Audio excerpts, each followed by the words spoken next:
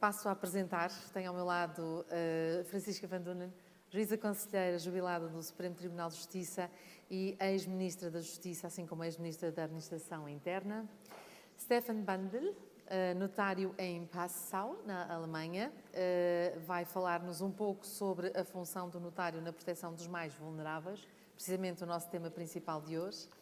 Temos também, diretamente de Kiev, na Ucrânia, Sabrina Sibia, que é notária em Kiev, na Ucrânia. Vai-nos fazer também aqui um relato de como é que se trabalham estas questões e, sobretudo, com os mais vulneráveis num contexto que todos sabemos qual é o atual, o contexto de guerra. Temos também o Sr. Bastonário da Ordem dos Psicólogos, Francisco Miranda Rodrigues. Muito obrigada também por estar aqui. Hoje uma verdadeira equipa multidisciplinar, não é? Mais ou menos como nos centros médicos.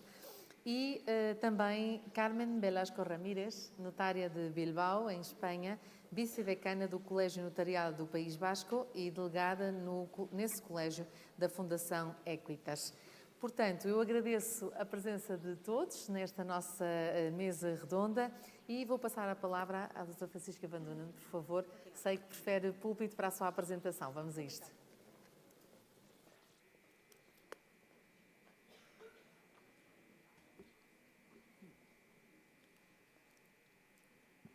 Muito boa tarde a todas e a todos. Senhor Bastonário, eu peço-lhe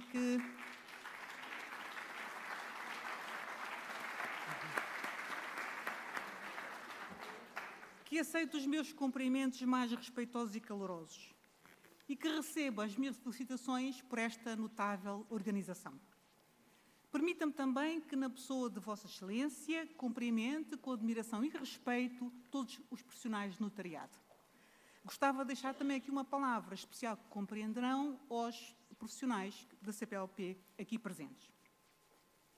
Senhoras e senhores congressistas, a proteção dos adultos vulneráveis deve constituir um tema central para o espaço europeu, cujos dados demográficos parecem apontar para um envelhecimento populacional de difícil retorno. E também para um país como Portugal, em que persistem bolsas de exclusão económica, de exclusão social. Isso significa que se nós não nos movermos por generosidade, que se nós não agirmos apenas por um compromisso com a realização do bem comum, em última análise, a inteligência, o cálculo, até um sentimento de autodefesa, devem conduzir-nos à busca das melhores soluções para a proteção dos mais vulneráveis, que é uma condição em que poderá tornar-se qualquer de nós nesta sala se pode tornar um cidadão vulnerável se for atingido pelos reveses da fortuna, que acontece por vezes, ou bafejado por uma dádiva de dois gumes, que é uma vida muito longa. Nós podemos ser ou tornar-nos vulneráveis em função de múltiplos fatores.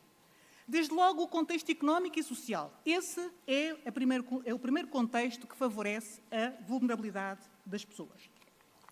Depois, a saúde, a idade, a literacia geral e a ausência de competências específicas em algumas áreas que podem ser fundamentais, nomeadamente competências linguísticas e, já que aqui estamos também, competências digitais ou outras. Nos últimos anos, o número de adultos vulneráveis em função da saúde aumentou consideravelmente no espaço da União Europeia. O aumento da esperança de vida, o consequente envelhecimento da população e a prevalência de patologias incapacitantes contribuíram decisivamente para esse resultado. E os dados que temos são claros. Em janeiro de 2022, 21% da população total da União Europeia tinha 65 anos ou mais, prevendo-se que em 2050 este grupo etário atinja uma percentagem de 28,5% e que passe aos 30% em 2070. A população com 80 anos ou mais tem aumentado progressivamente e de forma muito consistente, de tal modo que se presume que a percentagem de 6% dessa população que existia em 2021 passe para 13% em 2070. É verdade que estamos longe, mas temos que atentar nestes dados. É também verdade que nós não podemos presumir a vulnerabilidade apenas em função da idade. porque, obviamente, a idade por si só pode não determinar limitações. Agora, como alertava, aliás, o presidente da FRA, da Agência de Direitos Fundamentais da União Europeia, nós temos de evitar, relativamente a esta questão das vulnerabilidades, uma abordagem de tamanho único que faça uma presunção homogeneizada de vulnerabilidade, ou seja, em função de grupos.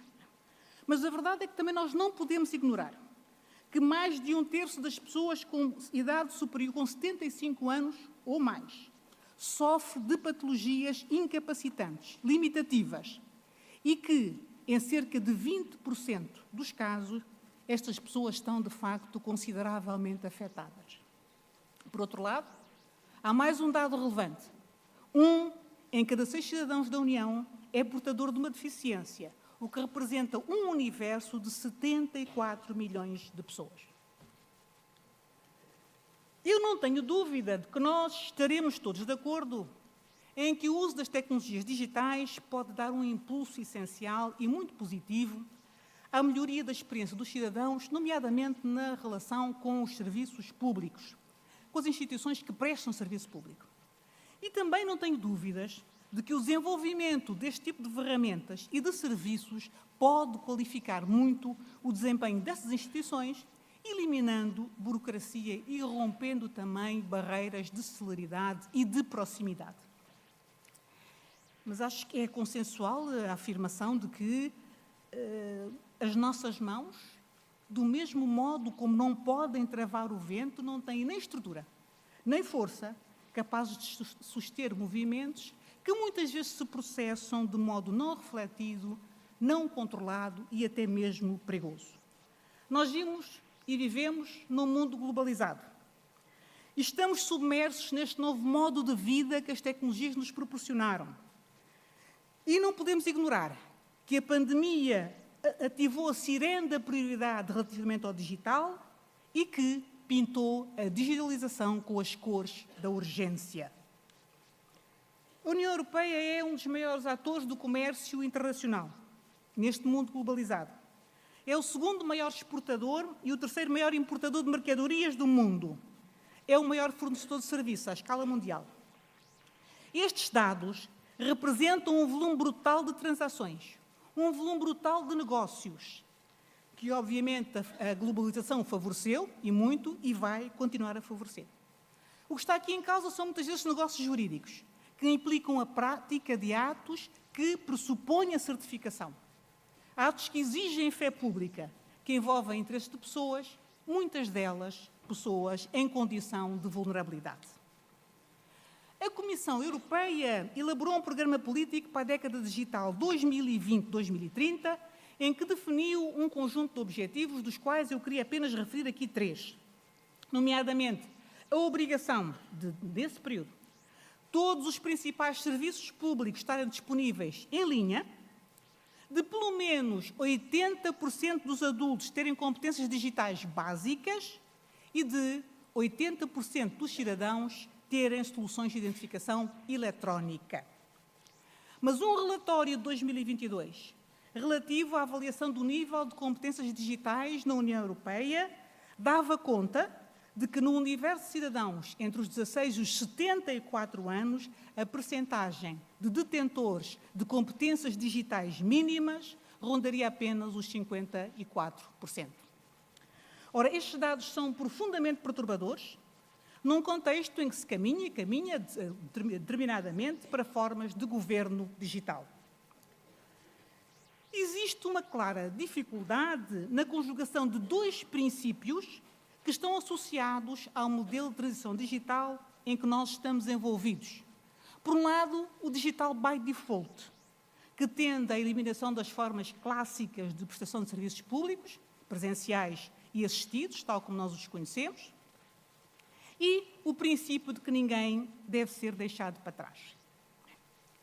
Um filme de 2016, do realizador britânico Ken Loach, com o título Eu, Daniel Blake, mostra-nos a frustração e a angústia e a revolta de um homem de 59 anos, carpinteiro, que nunca tinha tido nenhuma interação com um computador e que, por uma situação de saúde, é obrigado a lidar com a Segurança Social.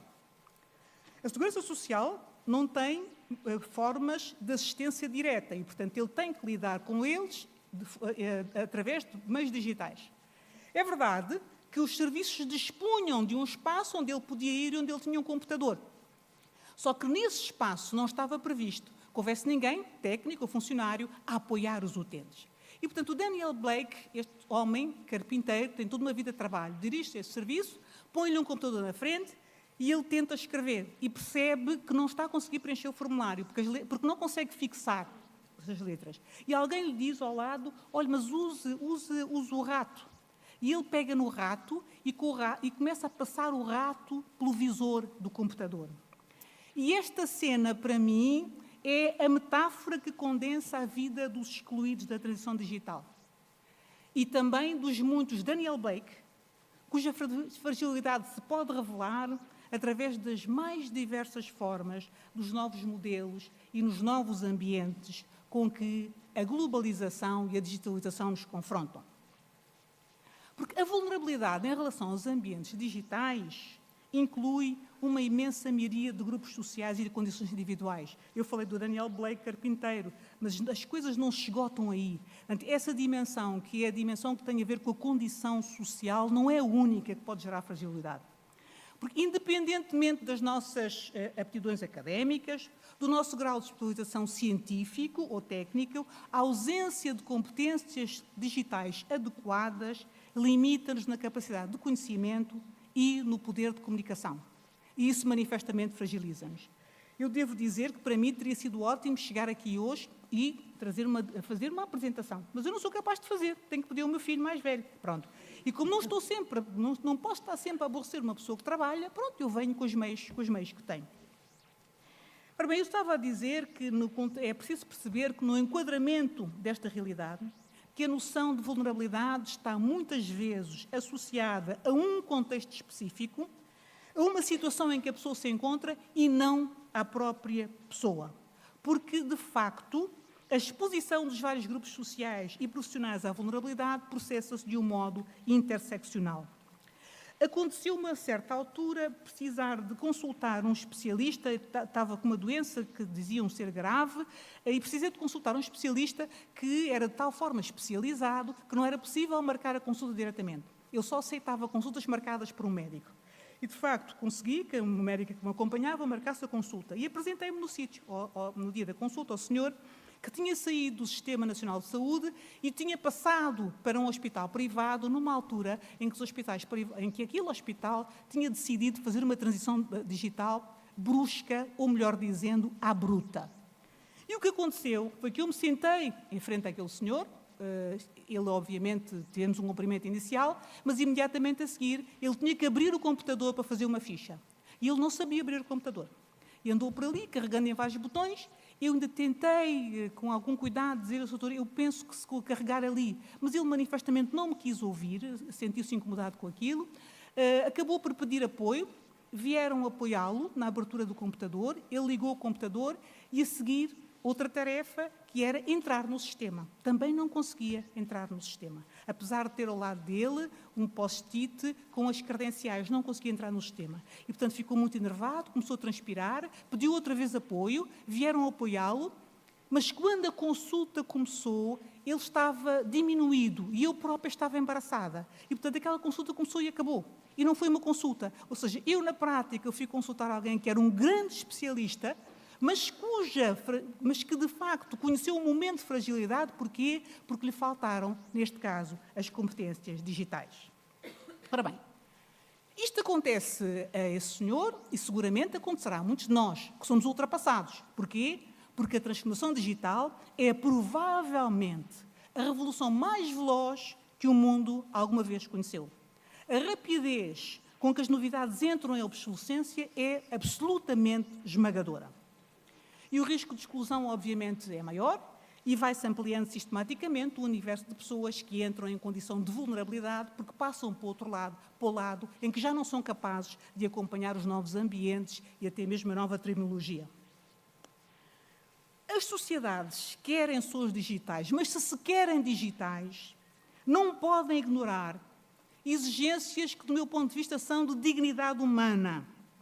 e que implicam a criação de condições para que todos os cidadãos, independentemente da sua idade, da sua condição económica e da sua formação, possam tomar decisões livres, independentes e esclarecidas, que possam realizar-se livremente como sujeitos de direito e, nessa qualidade, obviamente, praticar atos e realizar os negócios jurídicos que entendam adequados à sua realização pessoal e profissional. Por outro lado, é um dever do Estado garantir a toda a cidadania digital. Os governos devem assegurar, do meu ponto de vista, que o desenvolvimento tecnológico não vulnerabilize ainda mais os mais frágeis e que o futuro não os coloque em risco de exclusão. Nomeadamente com o desenvolvimento e utilização pelo Estado de ferramentas baseadas na inteligência artificial e também dos meios que permitem a prática de atos à distância, se faça de um modo inclusivo e que não opere como fator ou de insegurança ou de aumento das fraturas sociais já existentes. Eu percebo que a prática de atos notariais relevantes à distância é crítica para quem exerce a atividade notarial, para todos vós. E é crítica porque, para além do mais, a pandemia veio mostrar a imprescindibilidade de recurso a esse tipo de meios em contexto de crise radical.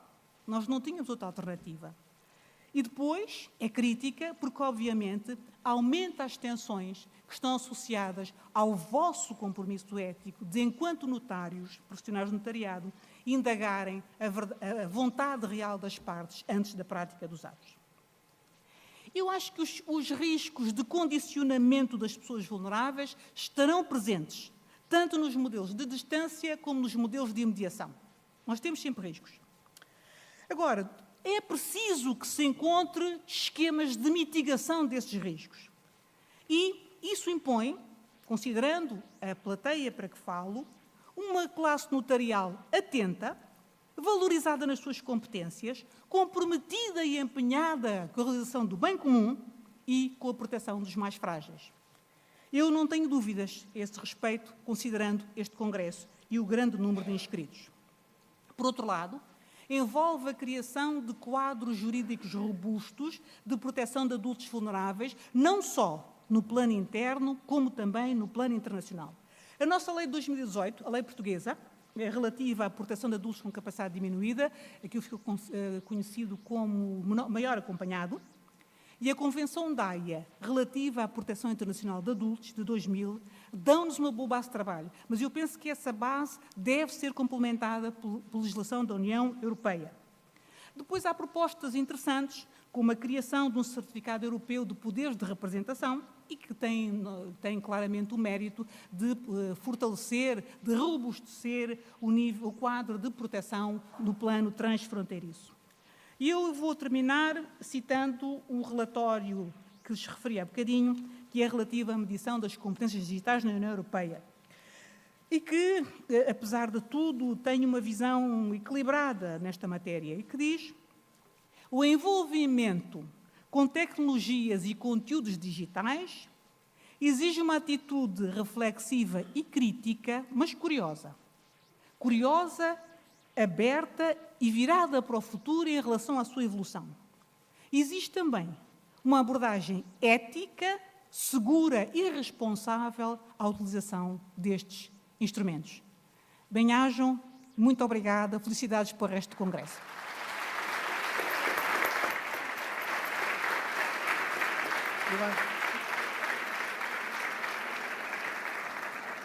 Muito obrigada, sempre com exemplos incríveis que depois certamente iremos usar ao longo desta nossa conversa. Stefan Bandel, como preferir?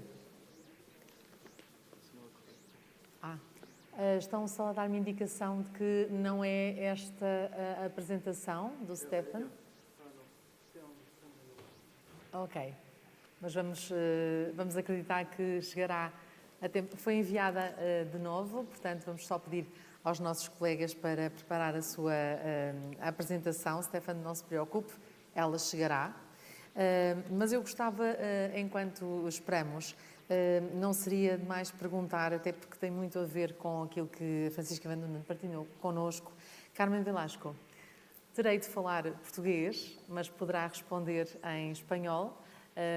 Há tradução, serviço de tradução para todos, mas a Carmen já se comprometeu a falar despacito para que todos possamos entender. Carmen, há de facto, e existem já exemplos, nomeadamente em Espanha, de como é que se pode materializar a intervenção cívica dos notários perante situações de vulnerabilidade social, indo um bocadinho além das funções do notário. Tem novidades para nós, não é verdade, Carmen?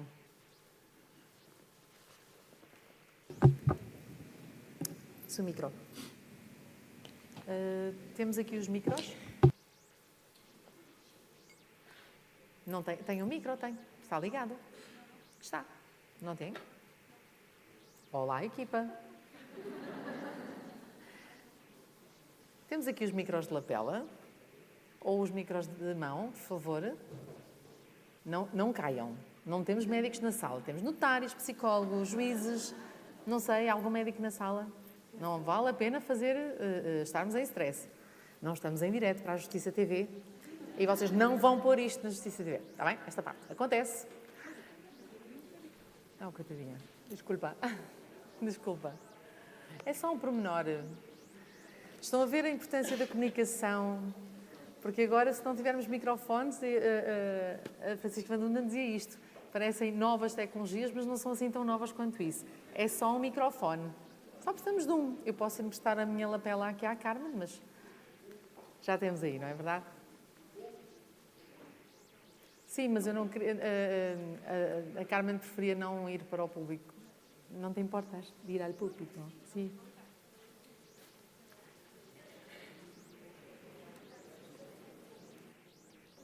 Gracias. Desculpa. Muito obrigado. Bien.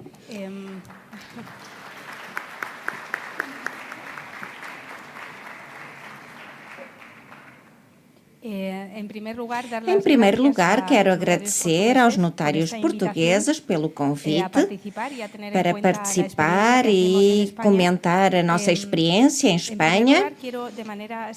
Quero resumidamente apresentar o quadro espanhol, porque a proteção jurídica das pessoas em situação de vulnerabilidade não é anedótico nem opcional para a função notarial. Isto é importante porque a prática notarial é um espaço que tem a ver com a liberdade, com a segurança e, por conseguinte, com os direitos humanos. A liberdade e a segurança jurídica é inerente à pessoa, aos direitos da pessoa, e a função notarial, na sua existência, é uma resposta do Estado de Direito para garantir a segurança jurídica a todas as pessoas, qualquer que seja a sua condição, o seu estado, ou os seus limites, ou situação vital. De forma que os notários estamos num momento crucial quando exercemos a nossa função, porque relacionamos-nos diretamente com as pessoas, recebemos as suas vontades, informamos, assessoramos, corrigimos algumas posturas e garantimos a imparcialidade. E quando falamos de liberdade e de segurança, falamos de tudo isto, da possibilidade das pessoas poderem ser através do exercício da sua capacidade. Quero começar por aqui, por explicar o avanço que em Espanha foi promulgado em setembro de 2021 e que é a lei que introduziu o direito interno da Convenção de Nova Iorque relativa às pessoas com deficiência. E faço um parênteses para que me possam entender. Se tivermos clara a função notarial relativamente aos direitos, relativamente à comunicação que a pessoa tem com a pessoa, onde há um juízo de capacidade e onde a função social é inerente ao notariado e não é uma preferência de alguns notários que se dedicam a aspectos sociais, podemos entender que as reformas reformas que se realizaram com a Lei 8 de 2021 é uma reforma fantástica. Implica uma mudança de paradigma e consiste em quê? Até agora tínhamos a Convenção de Nova Iorque com o princípio da liberdade das pessoas, independentemente das suas características, para garantir que todos têm a mesma capacidade jurídica, para que as pessoas com deficiência tenham a mesma capacidade que todos os outros. E este conceito não tem a ver com a titularidade dos direitos, mas com o seu exercício. Passamos, graças à Convenção, de um sistema patológico no qual a pessoa era classificada e, em função desta classificação, era decidido se podia falar por si ou não. E então entrávamos num sistema de substituição da pessoa em geral. Portanto, bastava que uma pessoa precisasse de exercer um direito para que a resposta jurídica global fosse a sua incapacidade. E isto poderia ser uma desproporção. Isto configurava-se com o Estado civil. Era necessário dar um passo no direito civil interno para reconhecer expressamente que o sistema de proteção nada tinha a ver com a substituição, mas com a autorregulação. A pessoa pode ser capaz de projetar o seu exercício de direitos. Passamos para um sistema de apoios e isto é um passo enorme. E como é que a função notarial entra nisto? A função notarial não precisou de fazer nada de novo. Como tentei explicar no início, o notário é aquele quem dá juízo à capacidade, é quem se relaciona com a pessoa. Até agora, apenas apreciávamos se a pessoa tinha capacidade legal para exprimir os seus desejos e comunicar que percebia as consequências dos seus direitos. Mas se detectávamos algum déficit que nos fizesse temer a proteção jurídica, então derivávamos para a proteção judicial. Com esta nova lei, o notário pode continuar a desenvolver toda a sua função, inclusive apoiar a pessoa e procurar apoios através de meios materiais ou humanos que permitam que essa pessoa possa exprimir a sua vontade. Portanto, resumidamente, a incidência cívica do notariado, que até agora era desenvolvida na função notarial propriamente dita até certo ponto, e colaborávamos através de trabalhos em conjunto com associações, fundações e famílias para dar cobertura a esse apoio jurídico que não era possível prestar na função notarial. Graças a esta lei, reconheceu-se a autoridade notarial para dar apoio e dar princípio e apoio à vontade para que a pessoa, até às suas últimas consequências, possa exprimir aquilo que deseja e que precisa.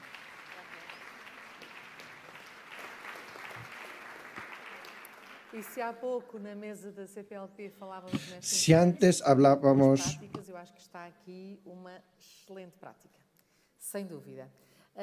Agora sim, acho que já volto à conversa também com a Carmen, até porque tenho mais algumas questões, mas Stéphane Bandel, eu acho que a sua apresentação já está exatamente au point, e vai falar-nos um pouco sobre esta questão da função do notário na proteção dos mais vulneráveis. Não deixa de ser curioso, apesar de ter sido um detalhe técnico, acho que encaixa perfeitamente depois de ouvirmos a Francisca, depois de ouvirmos a Carmen, ouvirmos a perspectiva de um notário que chega da Alemanha.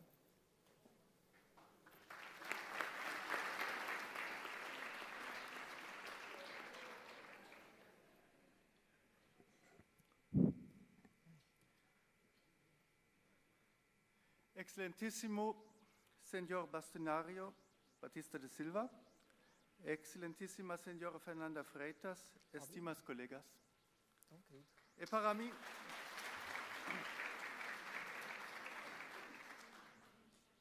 mim uma grande honra dirigir-me a esta Assembleia e participar no debate, dadas as limitações de tempo, vou direto ao assunto. O título da minha palestra, a função do notário na proteção dos mais vulneráveis, dá-me um pouco de dor de cabeça, por isso divido-lo nas suas componentes individuais. Primeiro componente, os mais vulneráveis. Vamos ver se isso funciona agora.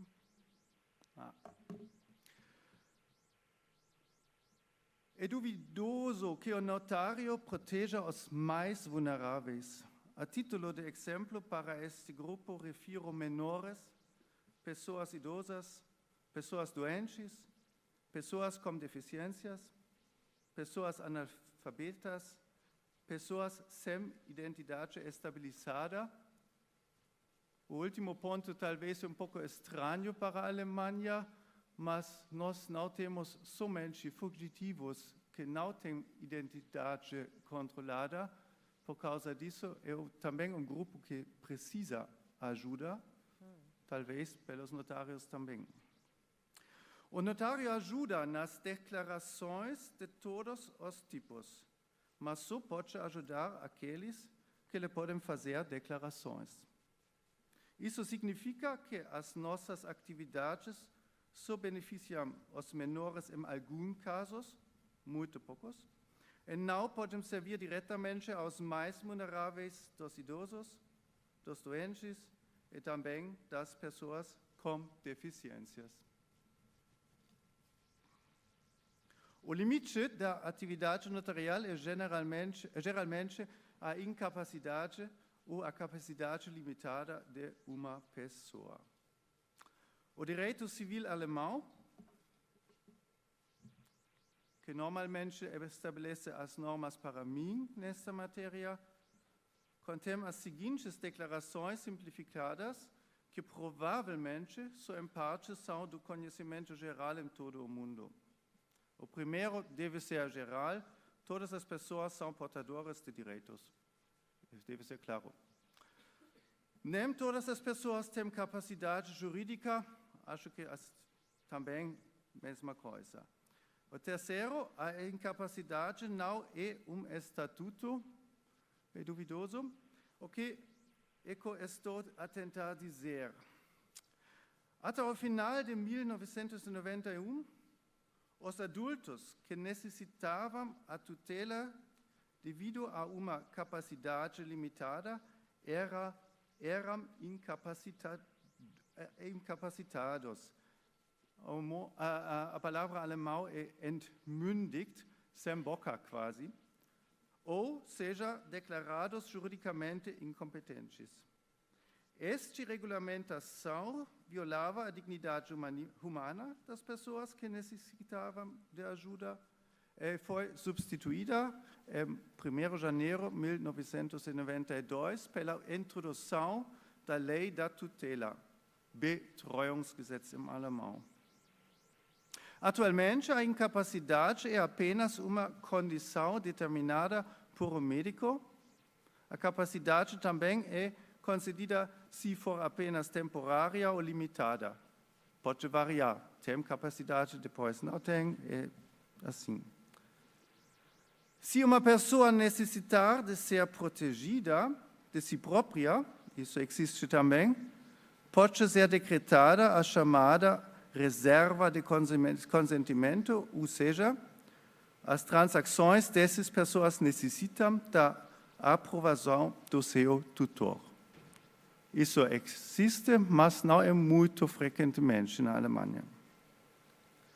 Atualmente, o fator decisivo para a requisição de uma tutela é a necessidade de assistência do adulto. Se ele for capaz de se explicar e não quiser ser assistido, não receberá um tutor. Essa regra é absolutamente nova, foi introduzida em 1º de janeiro deste ano. Antes, ele pode receber um tutor contra sua vontade. Agora, como o notário faz parte desse jogo, participação de pessoas vulneráveis em transações legais através de representantes legais. Como as mais vulneráveis não podem fazer transações, eles precisam de ajuda de outras. As pessoas vulneráveis participam predominantemente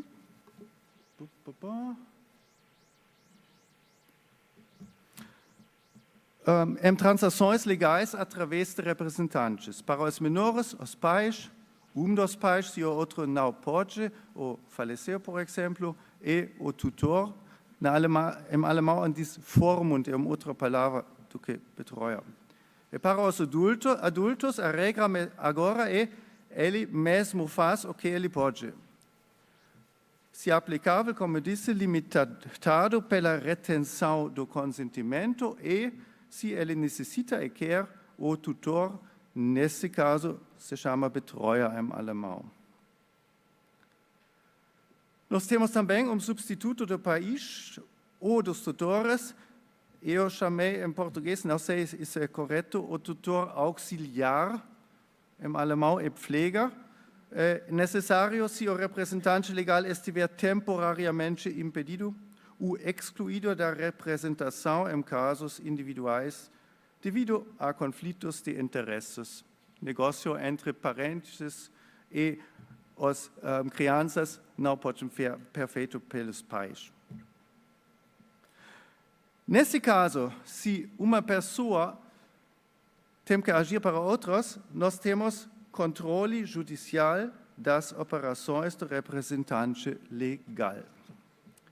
Na Alemanha, a ação representativa é controlada pelos tribunais e catálogo de transações legalmente definidas só se torna efetivo com a aprovação do tribunal. Estes deveres de consentimento coincidem frequentemente com o dever de autenticação notarial de uma transação, mas o catálogo não é congruente. Vamos à atividade notarial nas ações dos representantes legais. No entanto, pode afirmar-se que a participação do notário nas transações destes representantes é significativa.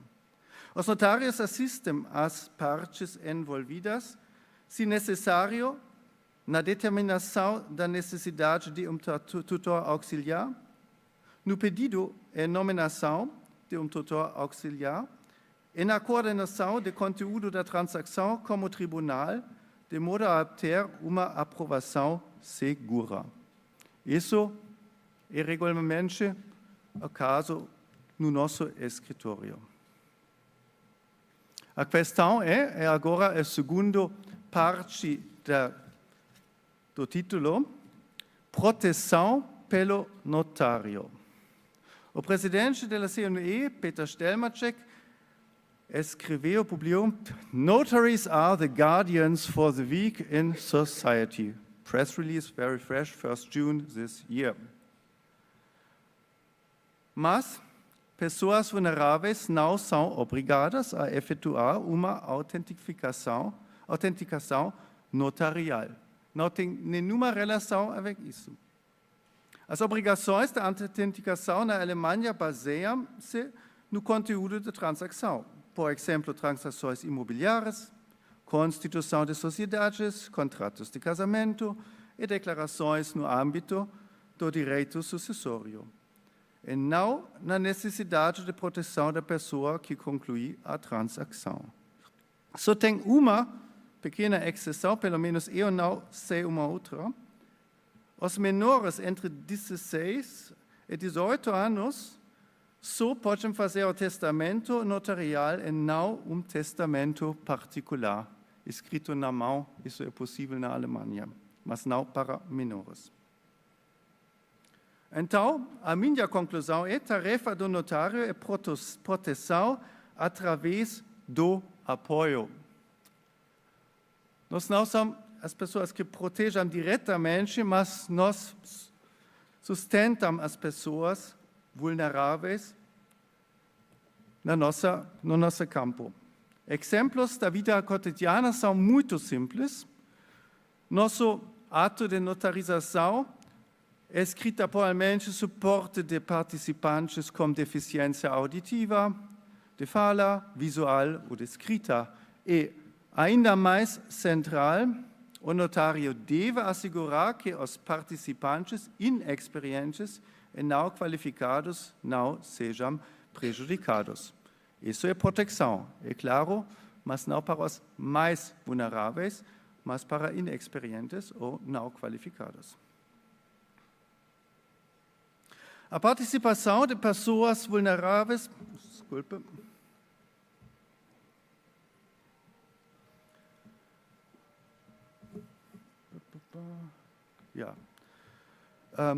das pessoas vulneráveis em transações legais através de representação voluntária e diretivas antecipadas e agora o campo realmente maximal do notário em Alemanha para uma proteção de pessoas vulneráveis. Uma grande conquista do direito alemão é a possibilidade de grande alcance de autorizar pessoas de confiança a gerir globalmente os assuntos do comitente em caso de vulnerabilidade futura, tornando assim desnecessária a tutela. Tem duas vantagens. Ele sabe, a pessoa que, quando ela é uma pessoa que precisa ajuda, ele escolhe a pessoa que vai ajudar e a pessoa tem competência. A segunda vantagem para a Alemanha é que os órgãos jurídicos têm muito menos trabalho por causa disso. A tutela estava um grande problema financeiro também para os juristas. Primeiro, procuração geral e cautelar, general und Vorsorgevollmacht é a palavra alemã, mas, interessantemente, nós não temos definição legal. A palavra existe e você pode encontrar no código alemão, mas somente como referência que isso existe, sem definição. E, ainda mais chocante para os colegas aqui, provavelmente, sem requisitos formais. Parcialmente deve ser escrita, senão não vale. Para a prova deve ser mais, mas não tem requisito que acto notário ou notário tem que participar. Os termos que utilizamos, geral, cautelar, procuração para cuidados de saúde, são termos que somente existem da base dogmática, mas quase não têm base legal também. O ponto de partida é uma procuração geral ordinária e imediatamente eficaz para todas as transações que permitiram a intervenção de representante autorizado. Isso é nada de novo. Esse código existe mais que 100 anos na Alemanha. Não tem nada a ver com vulneráveis, a base já estava sempre lá. A palavra cautelar indica o objetivo para o qual a procuração é concedida. Mas isso é um objetivo, não uma limitação dessa procuração. Certas questões pessoais, nomeadamente as decisões em matéria de saúde e de tratamento, bem como a liberdade pessoal, estão expressamente incluídas no âmbito da procuração. O grande progresso, nós temos uma preservação do direito de autodeterminação e nós temos grande auxílio à justiça. Outras instruções são regularmente associadas à procuração, não necessariamente, mas regularmente, nomeadamente diretiva antecipada de cuidados, se, por exemplo, o representante primeiro não pode trabalhar, então você tem um segundo, talvez um tutor. Então, testamento vital, como ser tratado numa situação quando não vai reganhar o consentimento. E registro de precaução temos também. As procurações podem ser inscritas no registro central das medidas cautelares na Câmara Federal dos Notários mediante o pagamento de uma pequena taxa.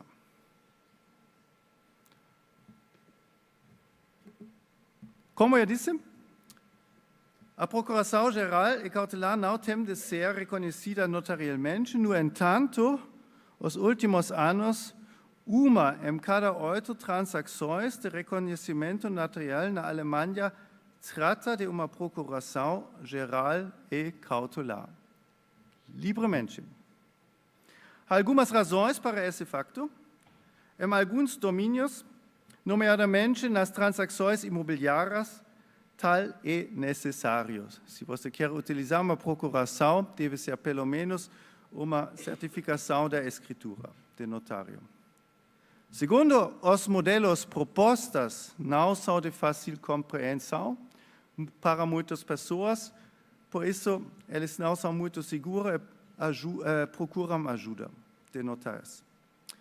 Terceiro, a importância do assunto é uma razão para muitos procurarem o conselho do notário.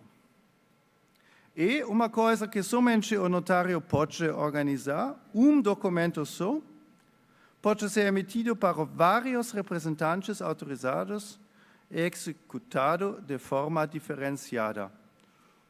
Representado tem muito amplo poder, outro menos. A prática da Procuração-Geral e Cautelar, acordo individualizado em função da vontade do mandante com o número das pessoas autorizadas, várias vezes tem mais que uma pessoa, é lógico, por causa de maridos, por exemplo, se eles se dão procuração para o outro, vai acabar depois, ele precisa de uma outra pessoa, então você indica isso diretamente. Representação individual, representação conjunta, transações pessoais, todas as possibilidades, a gente pode escolher o que eles querem. Áreas de competência também diferentes para cada representante autorizado. Instruções internas, diretrizes e utilização, complemento e cuidados e testamentos em vida e validade para além da morte.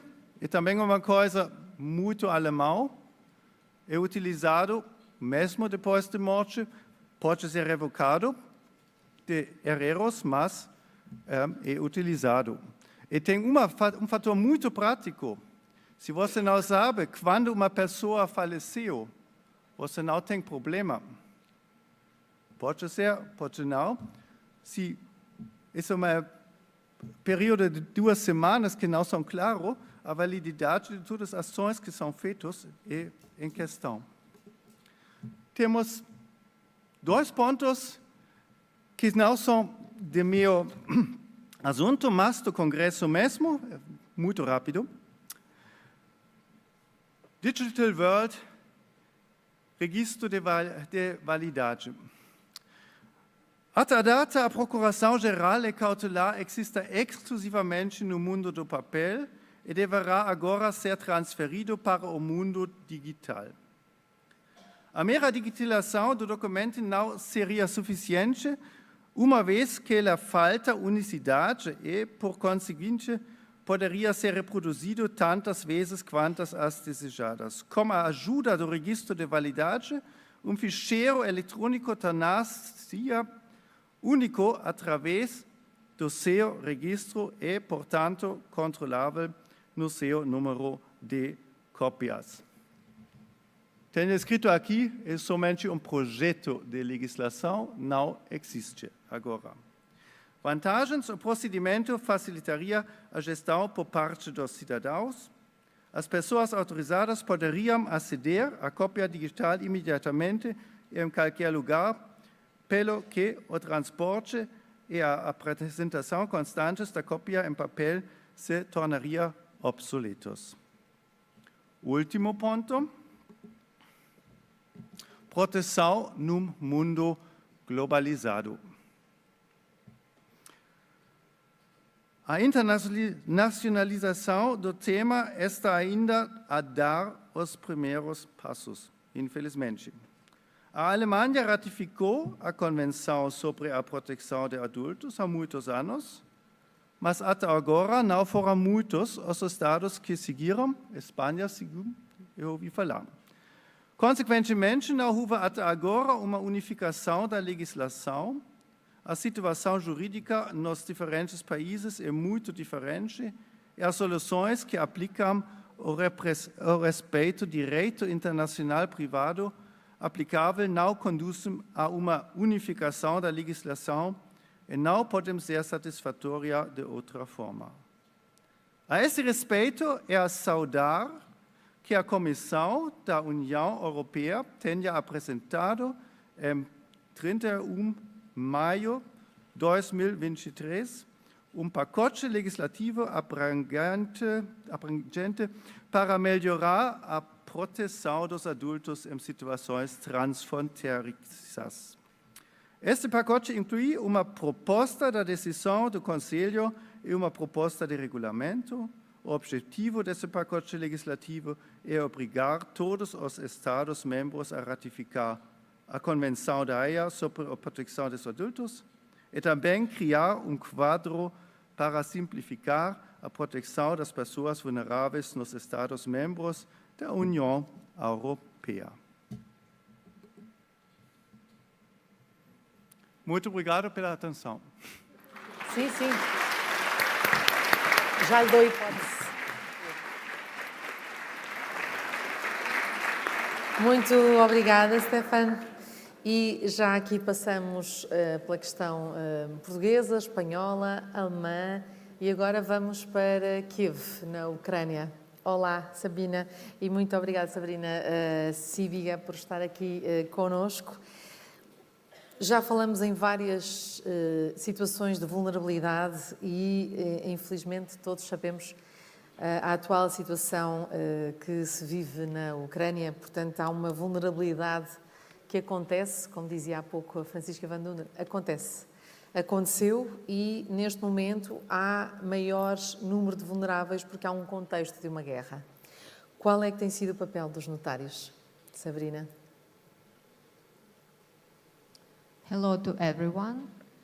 I was absolutely impressed by the Stefan's speech in Portugal. Eu fiquei muito impressionada com o discurso de Stefan em português. Talvez na próxima vez irei aprender algumas palavras. Ovos moles. Já sabe dizer ovos moles. Aprendeu ontem. The next one I would like to say. Gostaria de dizer esta oportunidade. Muito obrigada por parte do nosso presidente e todos os nossos colegas ucranianos e todas as outras as pessoas que apoiaram, as pessoas portuguesas que apoiaram a nível moral, a nível financeiro e estão a lutar contra a Federação Russa. Muito obrigada.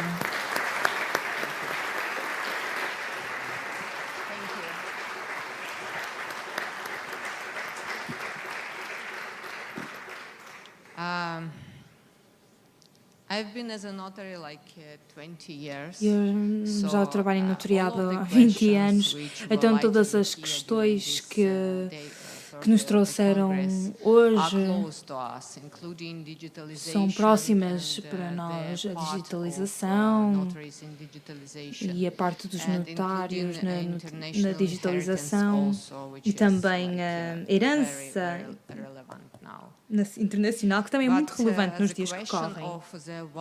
Mas a situação das pessoas vulneráveis é mais relevante agora.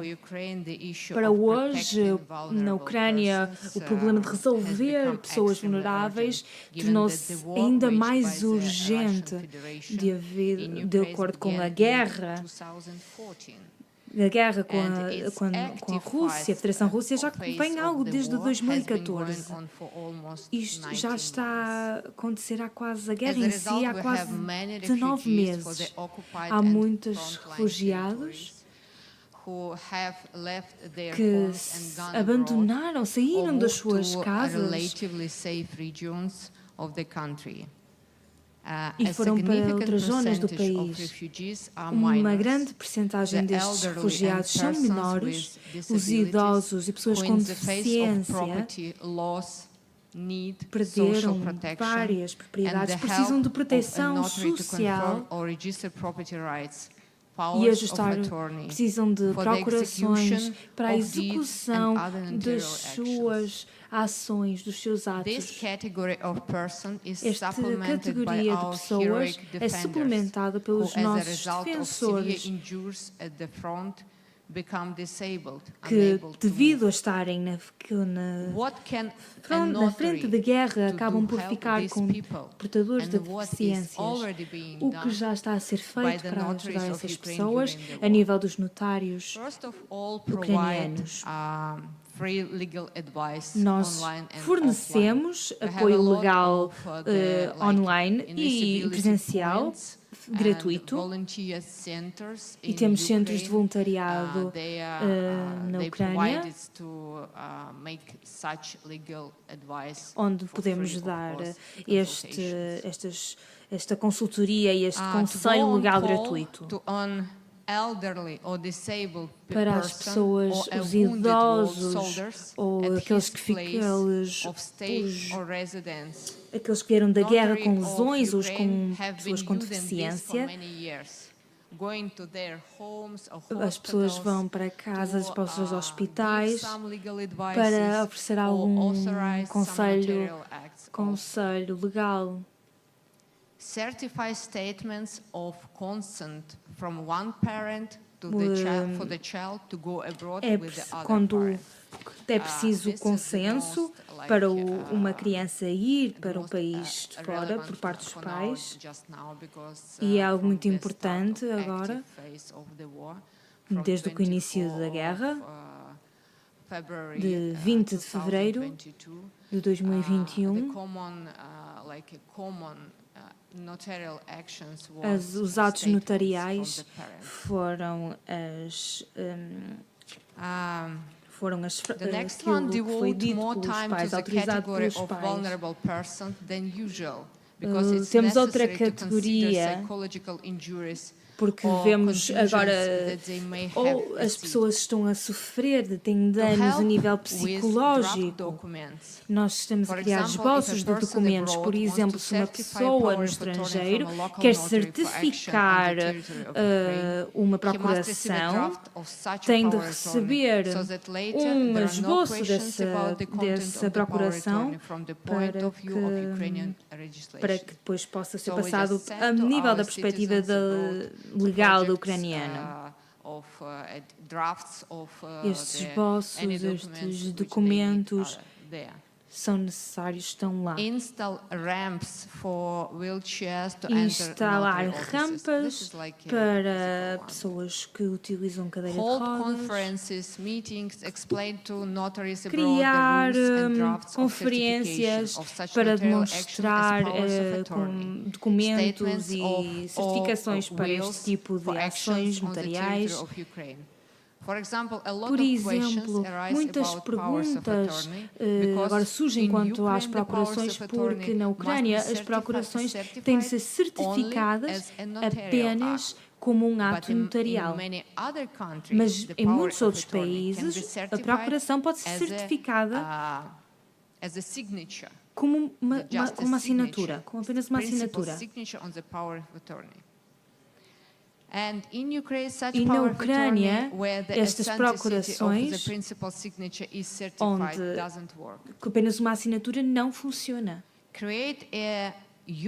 Criar um registro unificado de pessoas com dificuldades a nível psicológico e pessoas com deficiência, de pessoas registrar essas pessoas está a ser executado na Ucrânia a nível dos serviços regionais, mas a informação é limitada devido ao seu tamanho, é muito extenso. Um cidadão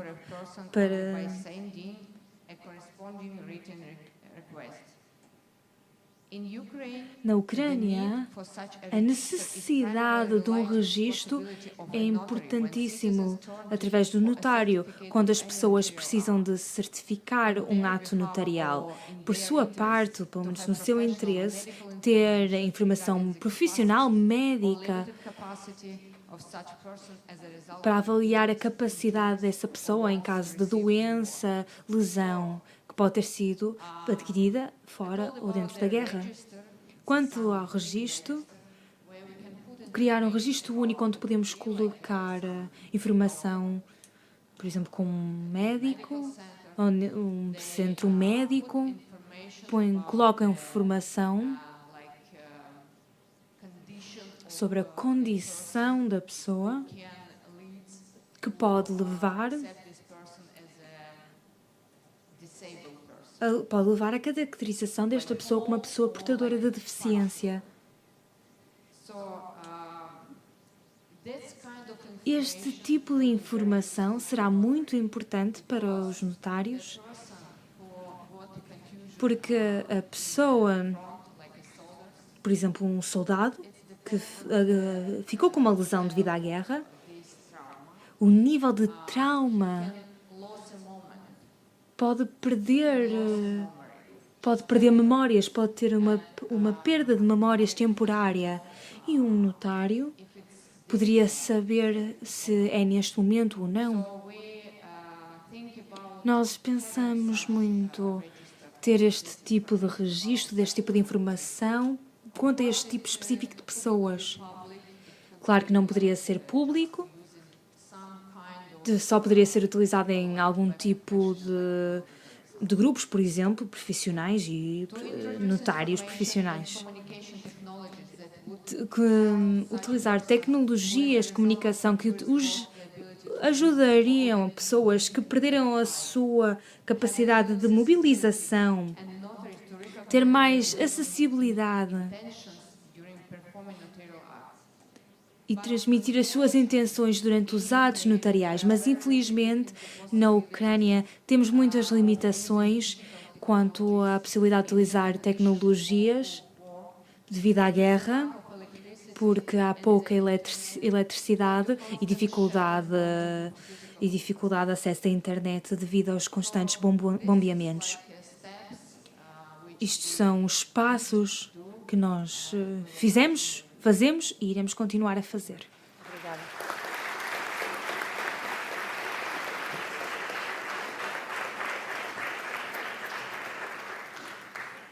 Obrigada, Sabrina.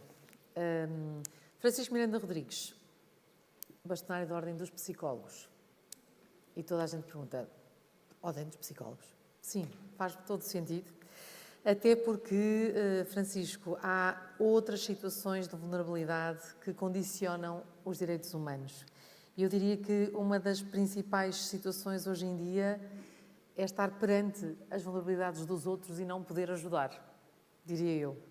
Aqui temos uma plateia de pessoas que, pelos exemplos já dados, podem ajudar outras pessoas.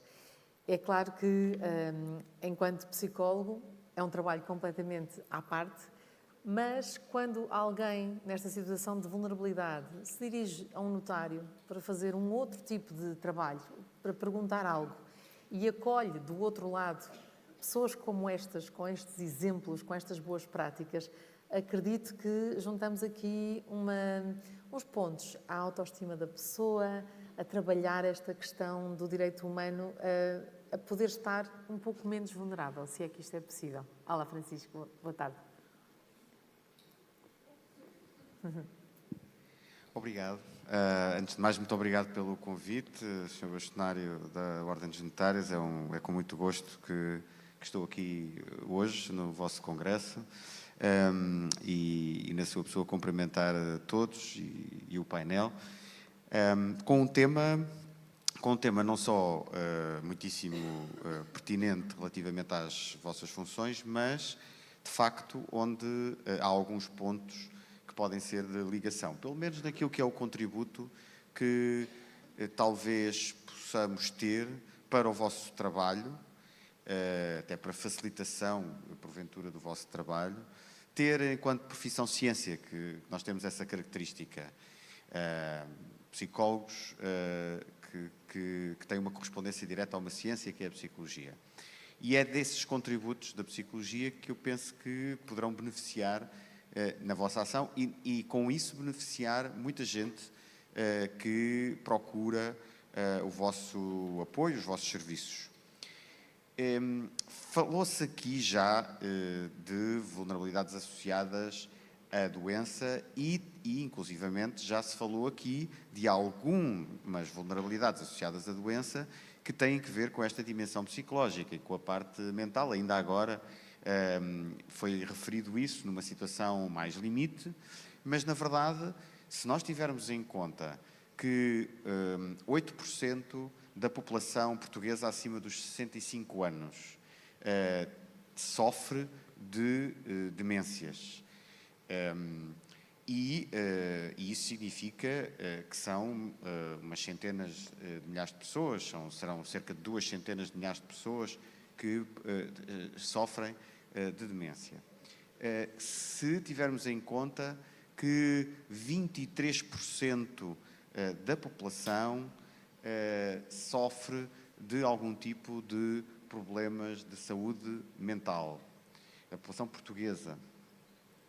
Se tivermos em conta que a população trabalhadora, população ativa, 33% desta apresenta também ela sintomatologia que faz crer que também sofre de problemas de saúde mental.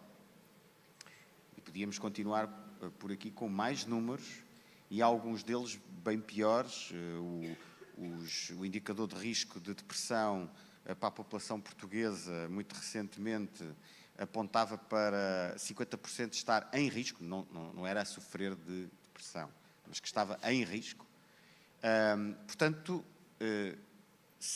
a doença e o sofrimento psicológico, que são duas coisas diferentes, são uma condição de vulnerabilidade das pessoas, nomeadamente para o seu processo de tomada de decisão. E era essa ligação que eu gostava aqui de deixar. Se provavelmente para vós será relativamente fácil, e já tinham essa reflexão feita, de entender que as pessoas que têm problemas de saúde mental, que sofrem mesmo, algumas delas, de perturbação, são mais vulneráveis, e são mais vulneráveis no sentido que vocês também adotam para a identificação de vulnerabilidades. Há mais vulnerabilidade para além disso e eu gostaria de complicar um bocadinho as coisas. Porque o mundo não é preto e branco e, apesar de tudo, seria um pouco mais fácil se nós pudéssemos, ajustadamente àquilo que é o vosso trabalho, muito no dia-a-dia, regem-se por regras que estão relativamente bem definidas, são o mais possível objetivas. Seria mais fácil, apesar de tudo, se pudéssemos catalogar estas coisas e não sairmos daí. Bom, e até podemos, do ponto de vista legal, ter que agir dessa forma. Mas é importante que conheçam as limitações disso e que saibam que não se extingue aí as vulnerabilidades e não se extingue aí os problemas na tomada de decisão de pessoas que, não tendo verdadeiramente problemas no sentido de perturbações de saúde mental, estão afetadas no seu processo de tomada de decisão. E acrescento mais. Se é verdade que existe esta linha contínua entre um certo florescimento quando estamos satisfeitíssimos com a vida e com muito bem-estar, e a outra ponta, que é quando há uma perturbação e até uma perturbação grave, isto é uma linha contínua, não é muito menos dicotómica e, portanto, se isto varia, significa que há graus diferentes de limitação e de sofrimento e, portanto, de vulnerabilidade neste contínuo. O segundo aspecto é que, mesmo quando nós não reconhecemos assim facilmente a existência de sofrimento psicológico enquanto estado durante algum tempo mais significativo, na verdade nós podemos ter também os nossos processos de tomada de decisão afetados por razões emocionais ou por razões, por exemplo, e foi aqui referido na primeira intervenção da Francisca Van Dunen, de contexto socioeconómico. Os determinantes socioeconómicos têm um impacto muito grande no processo de tomada de decisão. Ou seja, têm impacto nos processos mentais e têm neste processo particular, o processo de tomada de decisão. Há um conceito que gostava que fixassem, que se chama, é um conceito muito estudado em psicologia, de escassez mental. Aliás, há um ano atrás, precisamente, aqui mesmo nesta cidade, no Congresso da Ordem dos Psicólogos, o Helder Shafir, que é basicamente o psicólogo que cunhou este conceito e que o estudou mais, falou sobre isso. Este conceito vem ajudar a explicar porquê que as pessoas numa situação, por exemplo, de pobreza e exclusão, tomam piores decisões. Porque tomam, em termos de probabilidade, a probabilidade de tomarem decisões de pior qualidade é de facto maior. E isso acontece mesmo que a situação socioeconómica que afeta a pessoa seja muitíssimo temporária. Ou seja, não se trata de simplesmente pessoas ou gerações de famílias que vivem em condição de pobreza e exclusão.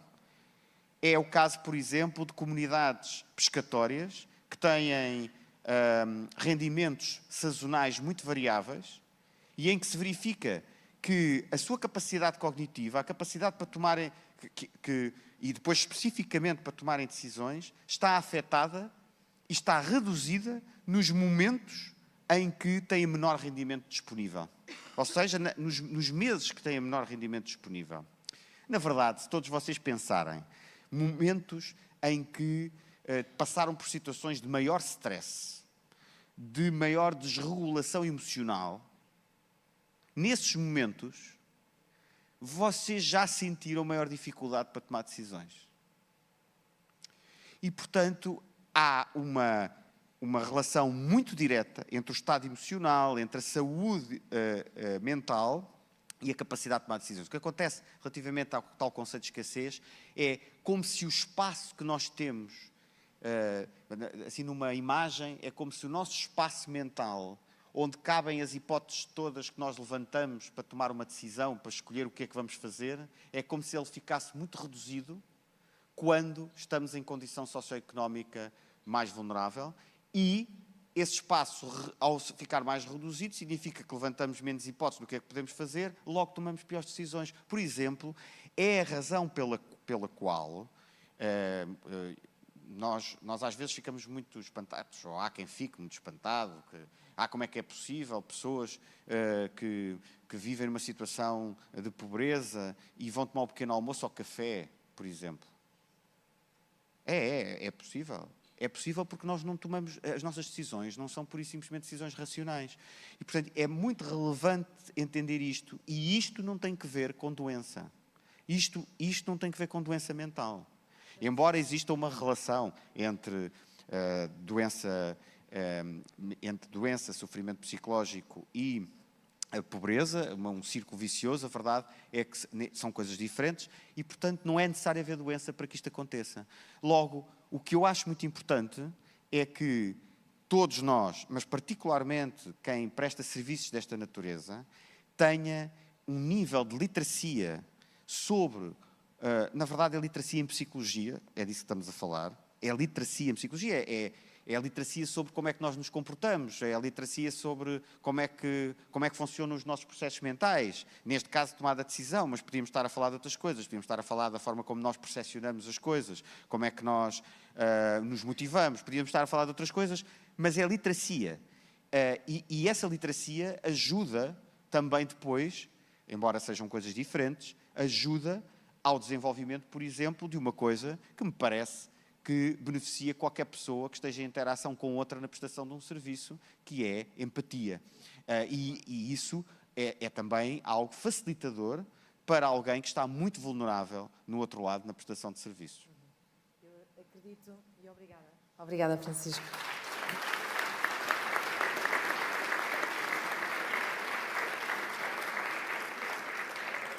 Recorde-me, escassez, qual é o nome técnico? Escassez mental. Escassez mental, ok? Da próxima vez que eu me enganar.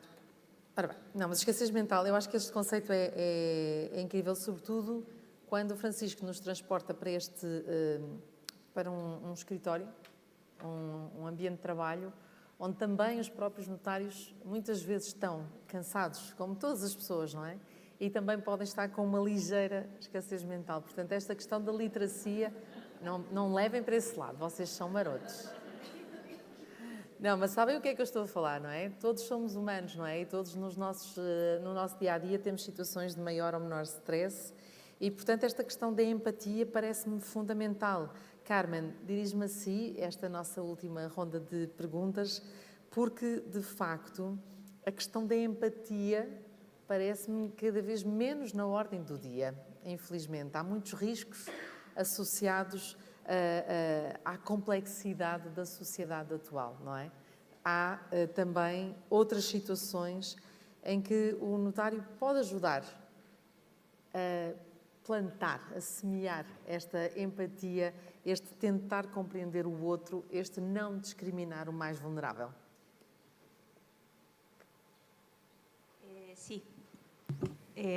Sim, efetivamente, e agradeço todas as intervenções e reparamos como é importante ouvir os outros, estar com os outros para poder abranger o horizonte e ampliar o horizonte. Isto é o que acontece quando trabalhamos como notários. Eu penso que todos certamente reconhecerão esta situação. Para perceber o alcance da proteção jurídica e dos direitos humanos, é importante ajudar-nos a entender o contexto da vulnerabilidade e que já foi construído hoje aqui. Porquê? Porque há muitas incertezas, muitas inseguranças, muitos medos e receios. Porquê? Porque todos os que vivem, também por todos os que vivem à volta dos vulneráveis. É importante entender que quando se fala de proteção jurídica, do ponto de vista da função notarial, não estamos a falar da aplicação de regras fechadas. É importante que o notário faça a sua função e com a rede de apoio e materiais de que necessita, como os psicólogos, os assistentes sociais, o ambiente, as pessoas que rodeiam os deficientes, os médicos. É importante perceber quem é essa pessoa e acompanhá-la no seu processo de apoio.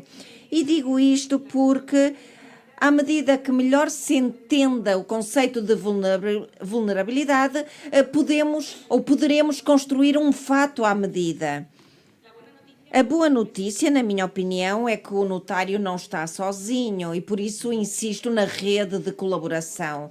O notário não deve transformar-se no herói que salva a vulnerabilidade. O notário deve garantir o direito humano, que é a dignidade e a capacidade da pessoa. E para isso, essa empatia está feita da sua função e de tudo aquilo de que precisa para julgar e saber se a pessoa pode dar o seu consentimento informado e que possa conjugar com a liberdade jurídica. E estou a pensar em muitas famílias que pensam que se vulneram os direitos do filho deficiente ou da família que pensa nas pessoas idosas que já não falam bem ou que estão um bocado deslocados devido ao avanço tecnológico.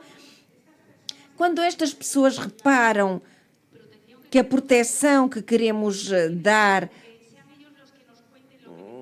tem que entender que eles devem dar-nos aquilo de que necessitamos.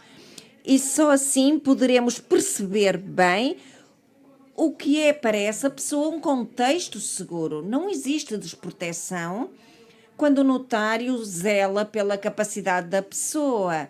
Mas para que não exista essa desproteção é necessário entender a função notarial e a forma de responder. Na minha opinião, é importante falar de prevenção. Estamos a falar de situações de vulnerabilidade que já existem, mas também podemos prevenir porque sabe que vai ser vulnerável.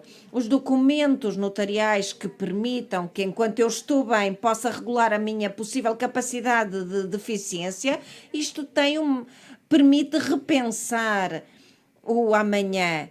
A minha experiência diz que quando criarmos espaços de liberdade como aquela que a lei espanhola permite e que implica que a pessoa possa começar a contar aquilo que não se atrevia, como dizia o nosso colega anterior, tantas pessoas têm déficits que não saem à luz do dia porque vive num determinado contexto, mas quando sabe que o Estado de Direito permite que possa contar as coisas que desconhece, onde a pessoa começa a querer falar de tudo isto, então a difusão das medidas de apoio, onde uma pessoa pode vir a mim, e vou contar um exemplo que me aconteceu recentemente, e onde é possível ver que não há a vulnerabilidade dos direitos humanos.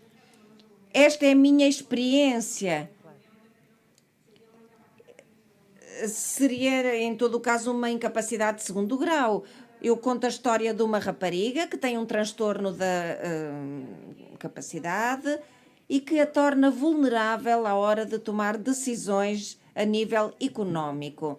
E esta rapariga, com depressão, com bastantes episódios contínuos, está insegura, apaixona-se facilmente e qualquer rapaz que ela pensa que está apaixonado por ela torna vulnerável em termos de abusos a nível económico, porque ela já contraiu empréstimos e então ela entende que pode ser vulnerável.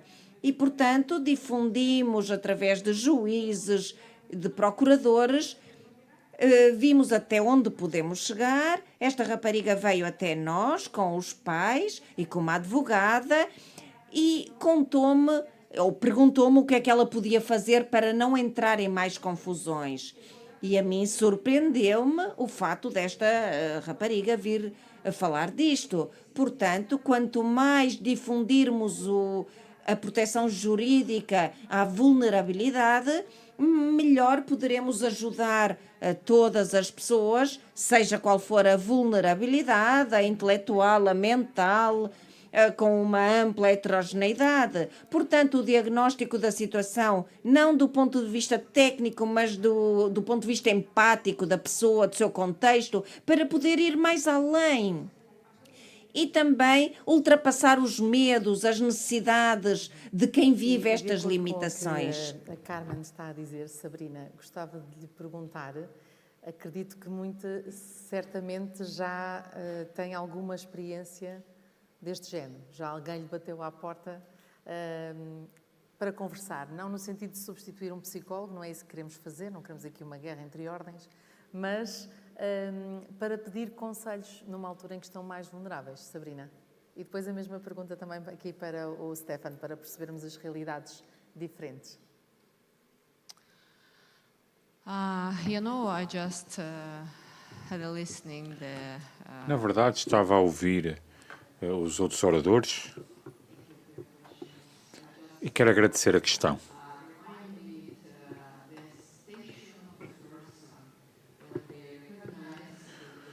O estado da pessoa e das pessoas, aliás, quando perceberam que a guerra tinha iniciado, esta fase ativa desde 24 de fevereiro do ano passado,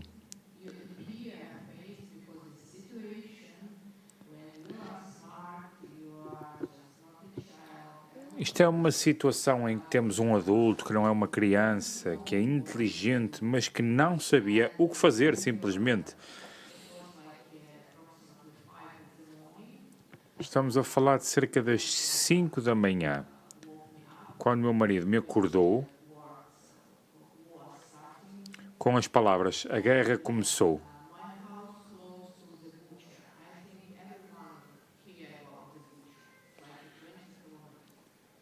A minha casa é muito próxima de Bucha. A minha casa é a 20 km de Bucha, que foi ocupada pelos soldados russos, onde mataram também muitas pessoas nessa altura.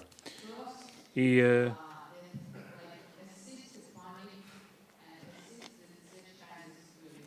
assistir a este tipo de situação, a primeira coisa a fazer é, de facto, perceber aquilo que tem de se fazer.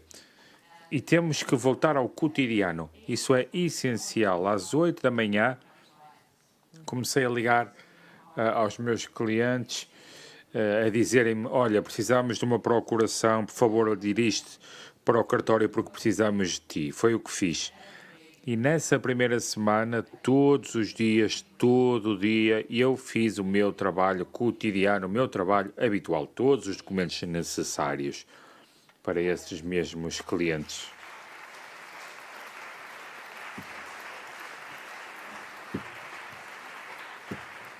Muito obrigada. E claro, estamos a falar de uma categoria de pessoas vulneráveis. Eram pessoas que não podiam vir ao cartório, pois se antes da guerra eu conseguia estar com elas e demorava-lhes 30 minutos, mas depois da guerra começar eram precisas 2 horas, porque havia checkpoints a cada 2 quilómetros. Não havia pessoas, não havia carros. É uma espécie de um cenário apocalíptico. A cada 100 metros, pontos de controlo, em que tínhamos de parar, sair do carro, mostrar o passaporte, dizer quem somos. Havia muitos grupos russos a circular nessa altura. Portanto, este mesmo tipo de situação, tenho 100% de certeza que todos vós fariam o mesmo. Todos fariam o mesmo. Quanto à pessoa vulnerável, o mais importante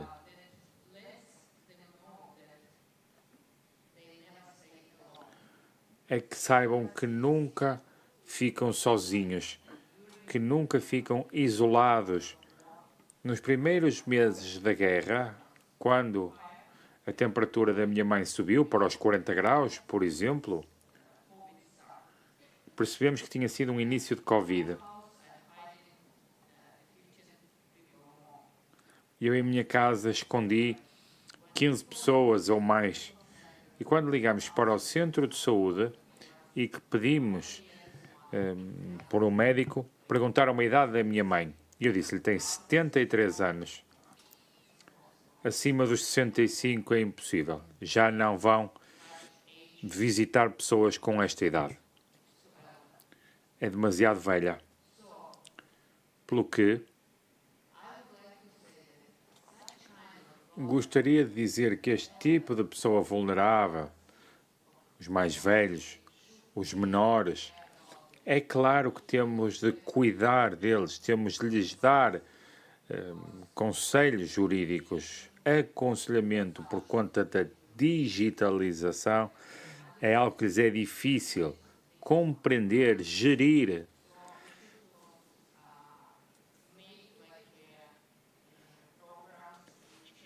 Temos de fazer programas que explicam este tipo de categoria de pessoas que chegam a esta possibilidade de auxiliar neste período, nesta vertente da digitalização.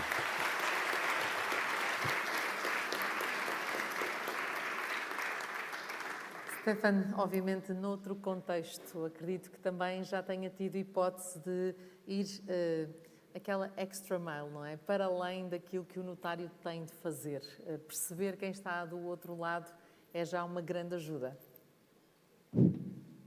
Eu acho que é um pouco ridículo falar depois disso, mas mesmo assim, na Alemanha a situação é muito diferente, mas temos muitas pessoas velhas e quase todo mundo tem medo de perder o controle sobre a sua vida. E eles percebem isso já com a digitalização, porque muita coisa eles não podem fazer. Claro. Eu vejo isso com os meus pais e tudo isso. E assim, nós já servimos muito bem se sempre uma pessoa é lá para responder questões e, mais e mais, temos que ir na casa das pessoas, porque eles não são móveis, eles ficam doentes, assim, e vamos ajudar lá com os nossos meios, com documentos, é claro, mas mesmo assim. E eu sinto sempre, quando eu faço isso, normalmente eu faço isso à tarde, e de vez em quando eu penso, como é isso necessário agora? Mas depois, tal momento, quando eu fiz, eu sempre sinto que é muito agradável que eu fiz, e foi uma ajuda muito grande. Eu acho, assim, a parte analoga que podemos contribuir ainda é muito válido numa sociedade como a Alemanha, que é sempre de eficacidade, e de venir mais rico e tudo isso. Mas isso se perde se você tem medo de perder controle. É isso. Obrigada.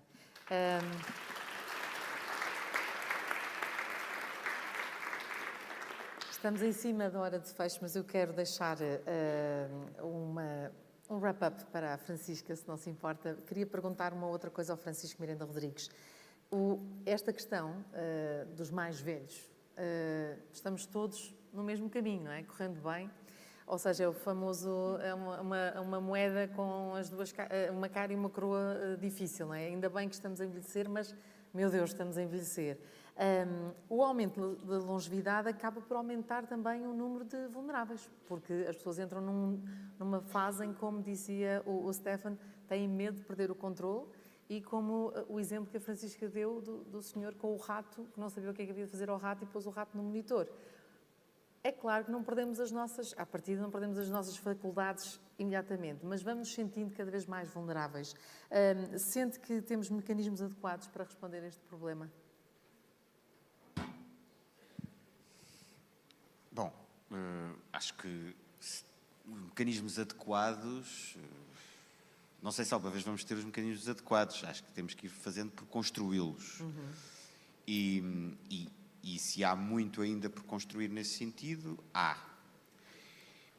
O principal problema, julgo eu, relativamente à proteção das pessoas com mais idade, e que por essa via, por via dos processos até naturais do envelhecimento, sem patologia, mas dos processos naturais de envelhecimento,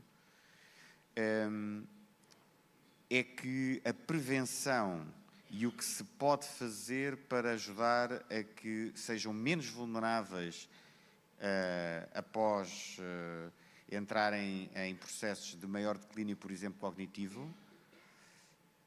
é feito muito antes das idades mais avançadas. E esse é o grande problema, porque nós temos todos, isto não é uma... Claro que é um problema político, é um problema para quem governa, mas é um problema que nasce de todos nós, enquanto seres humanos, sofrermos de enviesamentos temporais, que neste caso não são enviesamentos temporais no sentido de durarem pouco tempo. São enviesamentos que têm a ver com a forma como nós avaliamos o tempo. Claro. E tudo aquilo que sai fora do curto prazo, do agora, nós temos muita dificuldade em estimar, temos muita dificuldade em quantificar. Nós temos dificuldade em perceber grandes números e também temos dificuldade em perceber grandes distâncias temporais.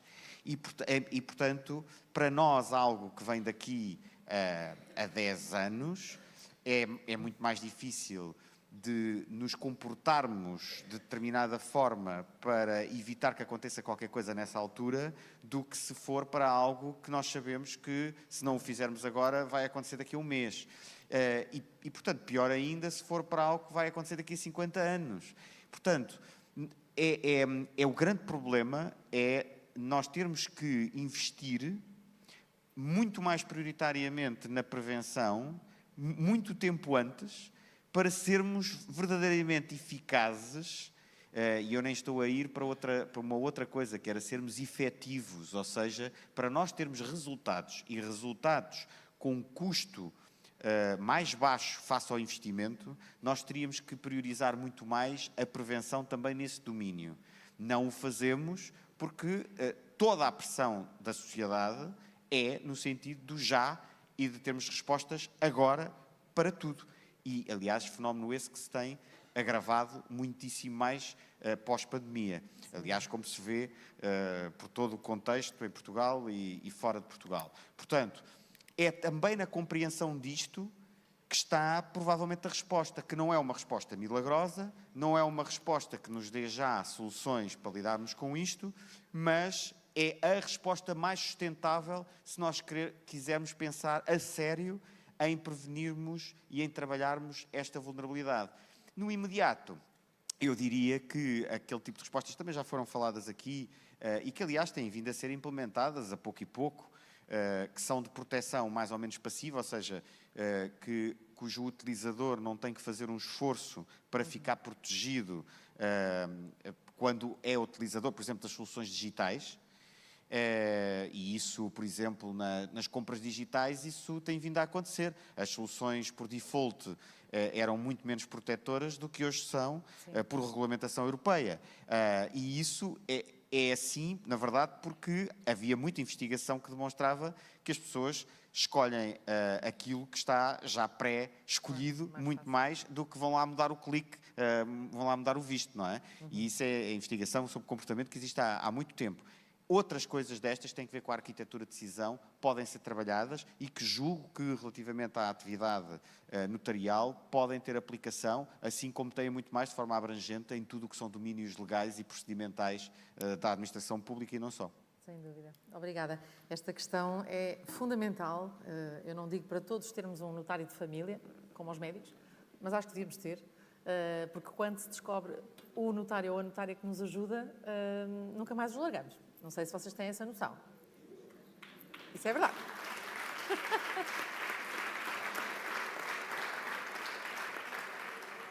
Eu tenho aqui a minha. Beijinho. Eu vou terminar esta nossa sessão da mesma forma que começamos. Francisca, vou-lhe pedir, porque reparei que tomou imensas notas. Sim, tomei.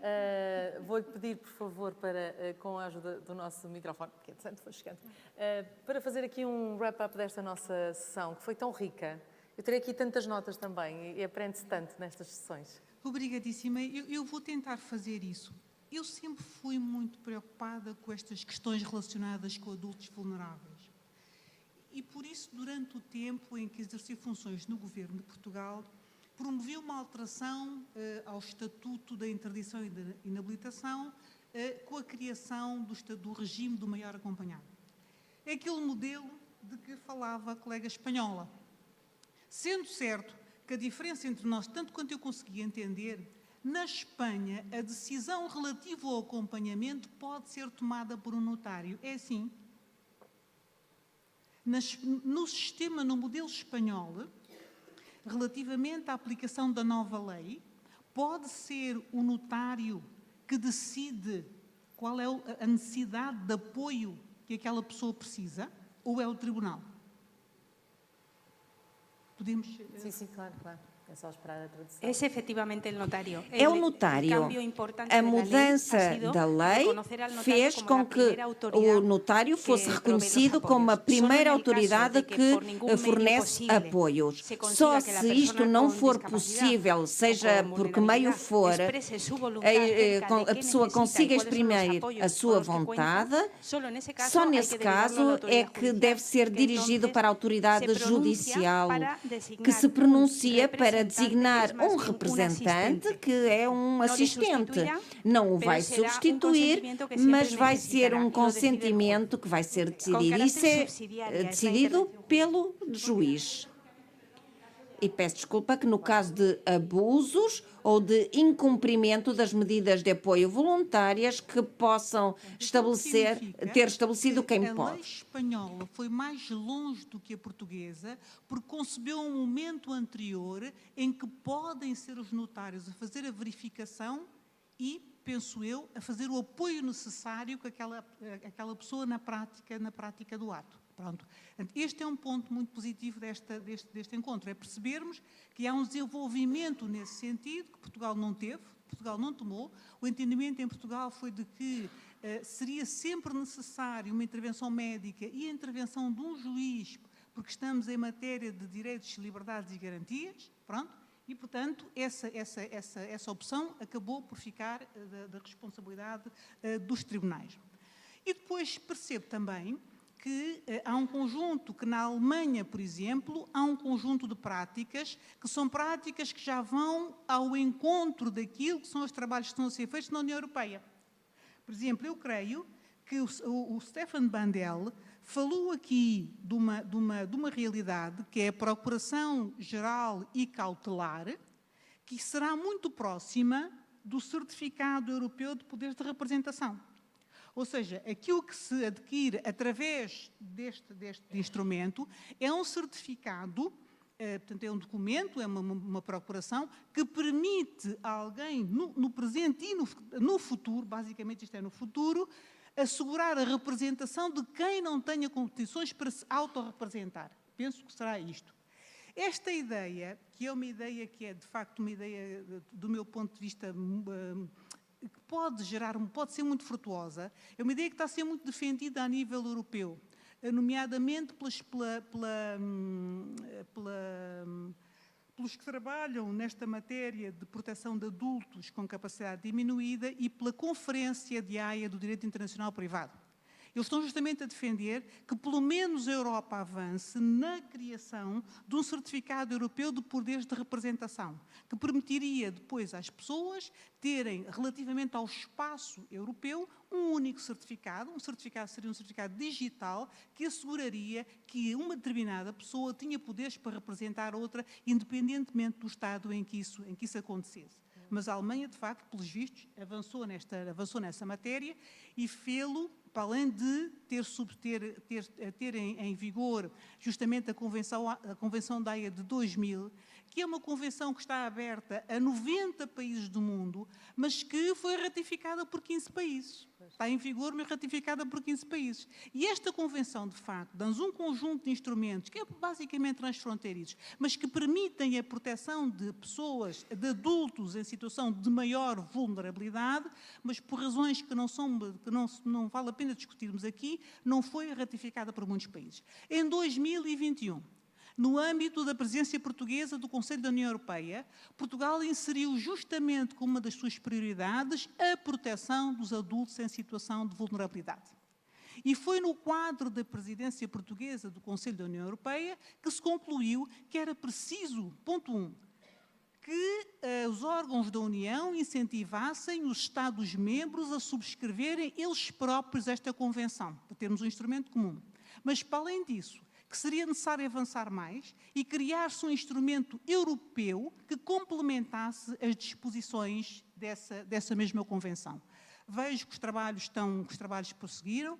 O Comissário Europeu da área da Justiça era uma pessoa muito ativa nesta matéria e, tanto quanto percebo, há neste momento uma previsão de legislação da Comissão e do Conselho em relação à proteção de pessoas com capacidade diminuída. Mas nós estamos a falar da perspectiva jurídica.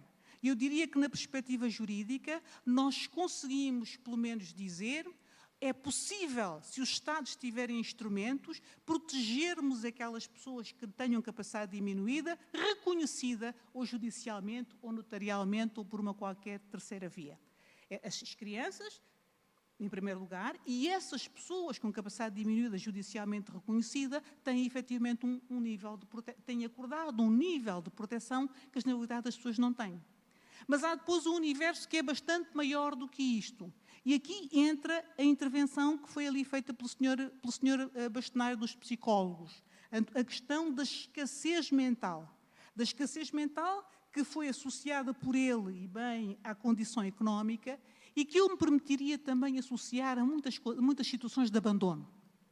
O abandono, sobretudo de pessoas que não têm família, pessoas idosas, pessoas sós. Eu, é óbvio, interessei-me por esta questão dos adultos vulneráveis, também não foi por generosidade absoluta. foi porque me tocou um caso que me foi muito próximo. Eu moro num prédio em Lisboa, onde vivia uma senhora, que era Filiz Garan, que era mulher do último embaixador de Portugal nas Nações Unidas, o Vasco Garan. Essa senhora era uma pessoa de uma grande alegria, muito bem disposta, com um grande círculo de amigos, e a certa altura o marido morreu e ela ficou com uma empregada, aliás, a empregada morreu também, e ela ficou com uma segunda pessoa que passou a viver com ela numa casa de Estoril. E essa segunda pessoa, manifestamente, que não tinha relação nenhuma com ela até essa altura, capturou-a literalmente e, com o apoio dos filhos, um dos quais era, aliás, um agente da GNR, foi-se apossando dos bens da dita embaixatriz. E ela tinha um conjunto, ela estava relacionada com uma associação de mulheres de embaixadores, que a certa altura eu dirigia o Diabo Lisboa, a associação procurou-me, vindo dizer-me que a senhora estava manifestamente sequestrada e maniatada, que não conseguiam chegar a ela, que a empregada não dava acesso e que não sabiam o que fazer. E, portanto, foi instaurado um processo de crime para perceber qual era a situação exata. E a polícia judiciária foi à casa da senhora. Eu tive até o cuidado de interferir e dizer: vocês procurem falar com a senhora num ambiente isolado em que ela possa efetivamente estar à vontade. E a senhora aquilo que disse foi: eu neste momento não tenho ninguém, é ela que cuida de mim. Pronto. Ou seja, provavelmente o que nós temos aqui uma situação de abandono, de alguém que se sente abandonado e que diz: eu não tenho alternativa, eu tenho que entregar o que tenho e o que não tenho, porque é esta pessoa que cuida de mim. E eu acho que aí talvez haja uma dimensão em que os notários possam agir, que é aquela dimensão da empatia, que tem a ver justamente com a indagação da vontade real, da motivação real do ato que está a ser praticado. Portanto, isto obviamente vai para além das questões da representação e da legalidade da representação e tem esta dimensão mais específica associada ao dever ético de averiguação daquilo que é a vontade real, sobretudo de pessoas em condição de maior fragilidade. Muito obrigada. Obrigada.